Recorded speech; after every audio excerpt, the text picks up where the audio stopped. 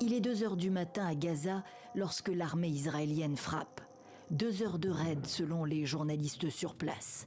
Israël vise des centres de fabrication d'armes, des infrastructures militaires du djihad islamique et notamment des commandants de la branche armée du mouvement. Djihad Ghanam, secrétaire du conseil militaire des brigades El-Quds, Khalil El-Battini, commandant des brigades pour le nord de la bande de Gaza, et Tarek Ezzedine, coordinateur du mouvement en Cisjordanie occupée. Le djihad islamique confirme leur mort. Mais les frappes ont également tué des civils et des enfants, affirment les autorités locales à Gaza, sous contrôle du Hamas depuis 2007. Selon les annonces du ministère de la Santé, nous avons environ 12 martyrs et entre 15 à 20 blessés jusqu'ici.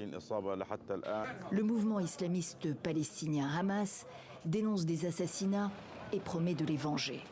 Notre peuple palestinien et la résistance palestinienne répondront à ces crimes de façon équivalente.